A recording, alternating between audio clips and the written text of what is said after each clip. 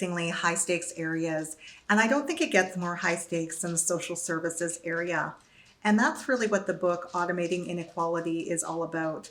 So Virginia Eubanks unpacks the ways in which AI systems are being used in a wide variety of systems, such as the welfare system, receiving job benefits, all kinds of high stakes areas for people.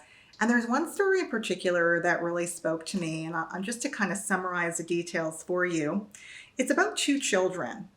So the first child is a 2-year-old, and they were neglected. They were kind of left alone on their porch by themselves.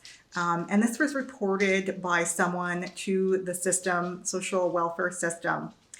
At the same time, there was a different child, another child. This child was 14 years old.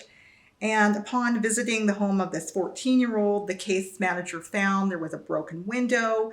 The place smelled like pet urine. It was really cold. It didn't seem like the heat was on. And so when you think about the story, when you hear the stories of these two different children, you have a 2-year-old who's left on the porch by themselves. You have a 14-year-old who is at home and is in a maybe not so great environment. When you hear those stories, which one of those children do you think is more at risk? I think most of us would say probably the 2-year-old. This is a 2-year-old and they're by themselves. 14-year-old, yeah, it's not a great situation, but they're probably safer because they're a little bit older. Well, what's interesting is that the algorithm decided it was the 14-year-old who was more at risk. And the reason it decided that is there was actually more data about the 14-year-old. So this was the first time that the 2-year-old was in the system, so it didn't have a history to draw upon to make an assessment. But when it came to the 14-year-old, there was actually more information because it wasn't the first time that that child was in the system.